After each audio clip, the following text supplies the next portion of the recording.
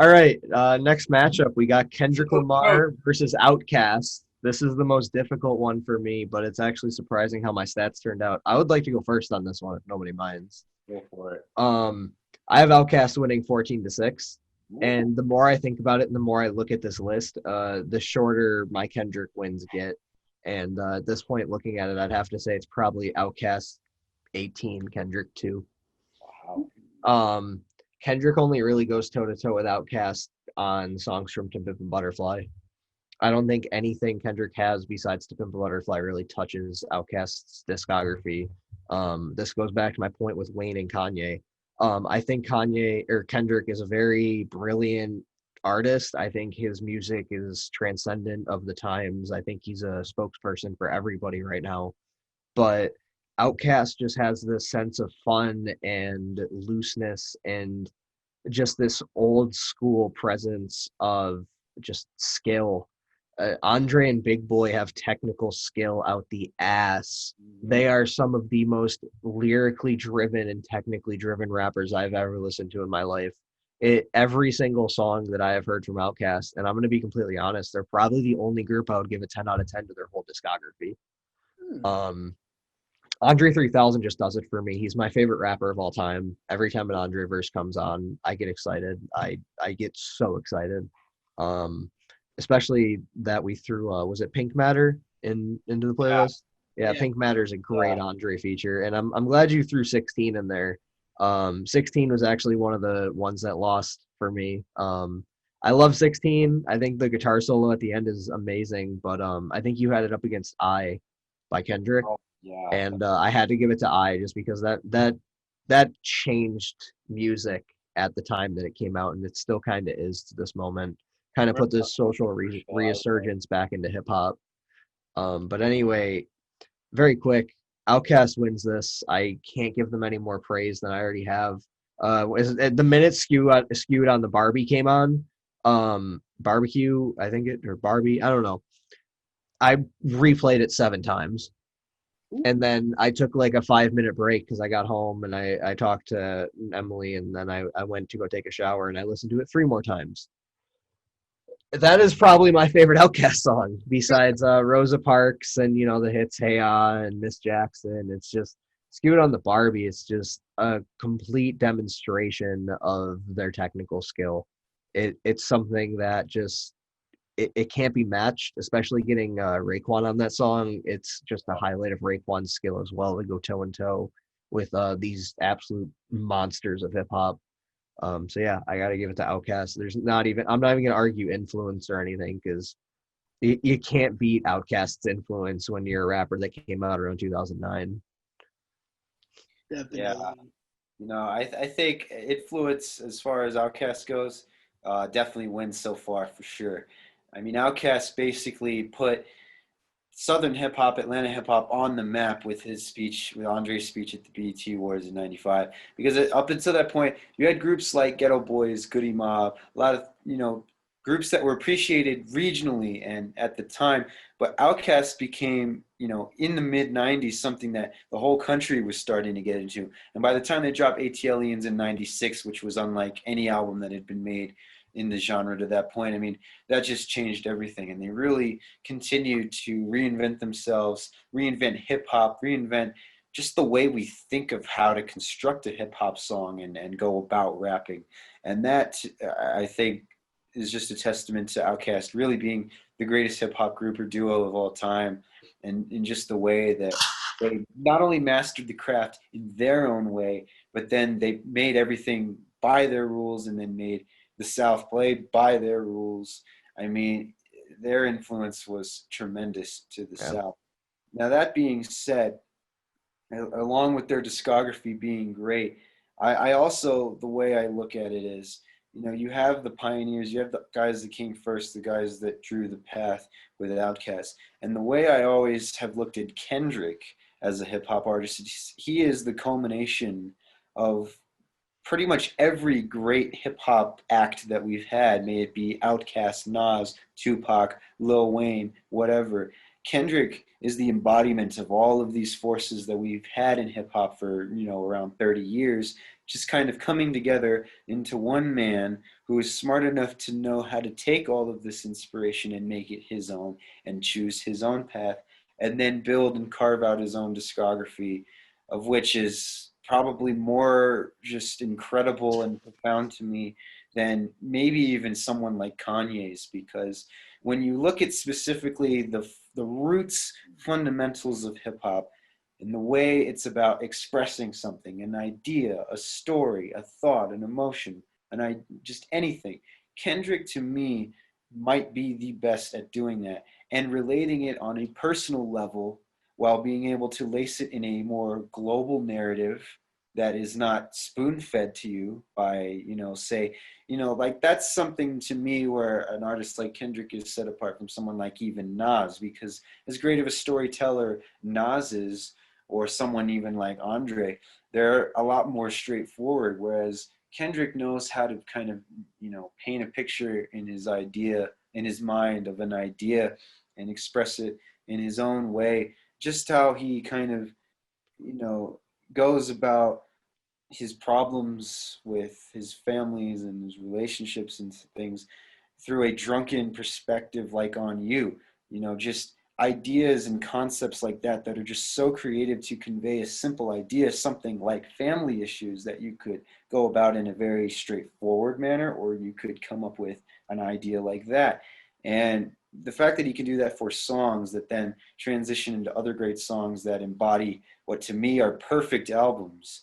I mean, Good Kid, Mad City to me is probably my favorite narrative hip hop album. I'd say it's my favorite album of the 2010s of any genre. I mean, it's an album that even through hundreds, if not thousands of plays at this point, has never gotten old to me. There are songs that will come on from that album and I will forever enjoy them.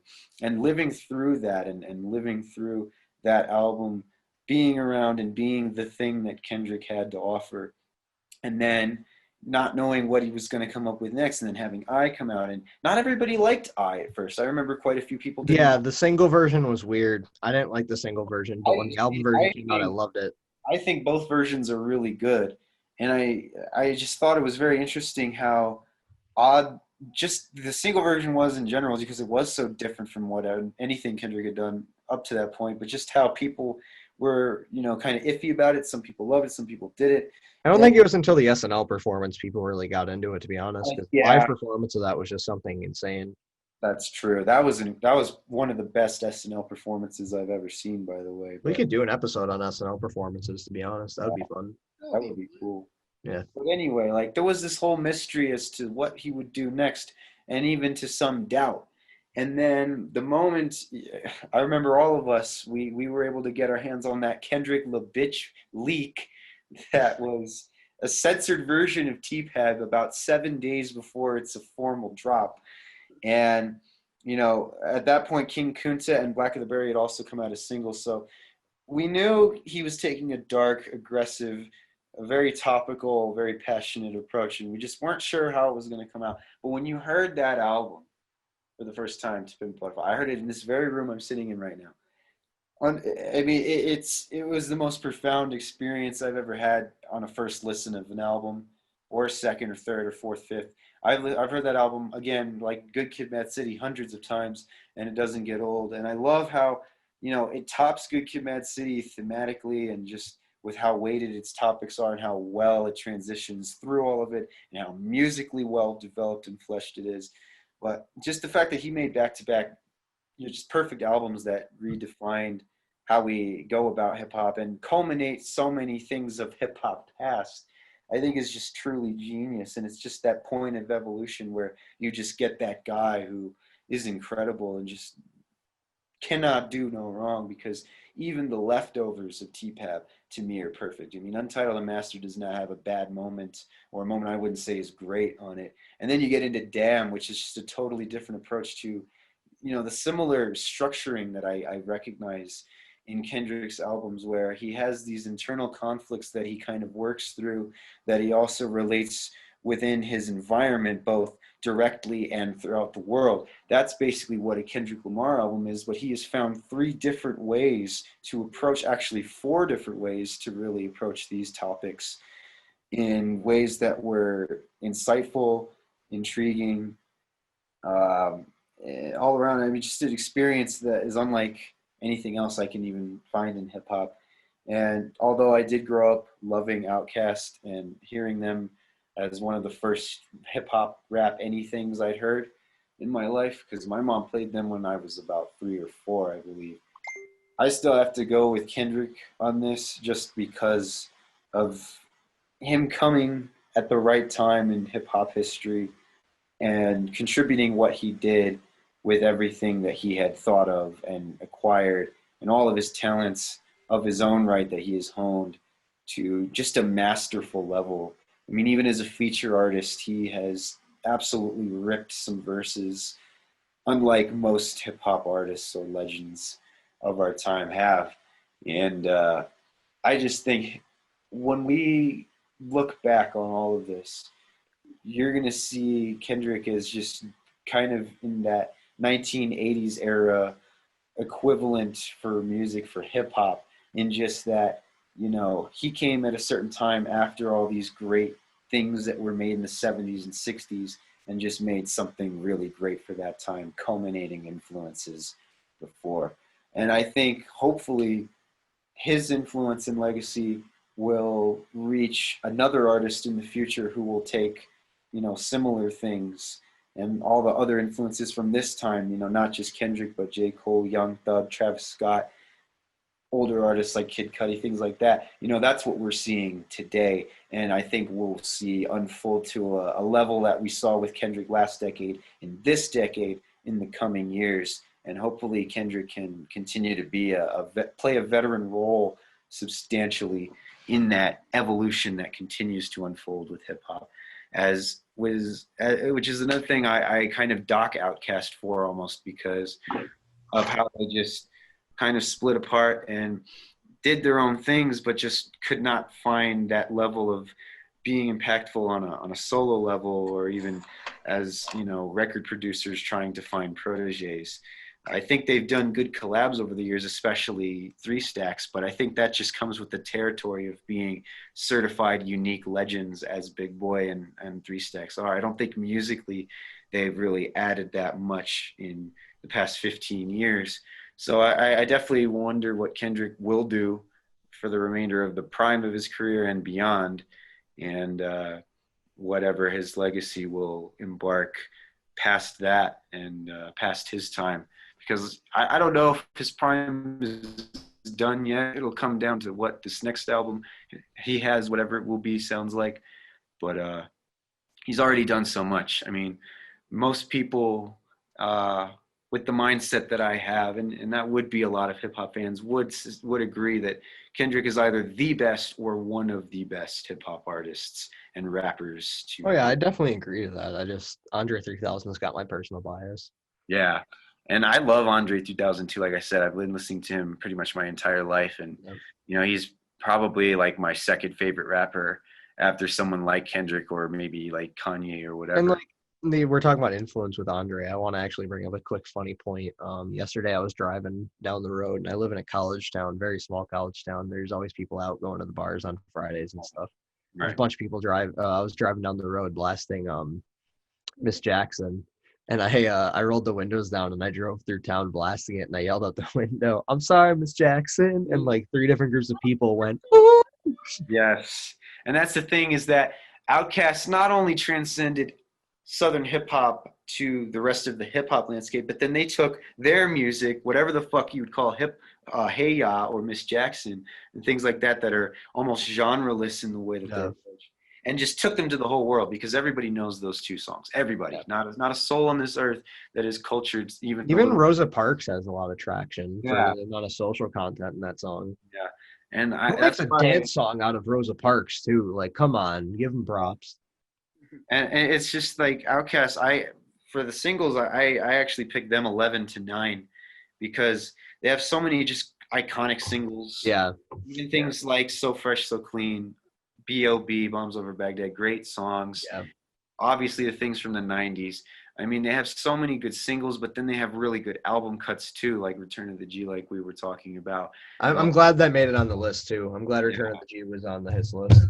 So I mean, it's kind of hard to really pick one over the other because really they do have two flawless discographies, unlike anything else that pushed the idea of what hip hop could be beyond what it was at its time. Yeah.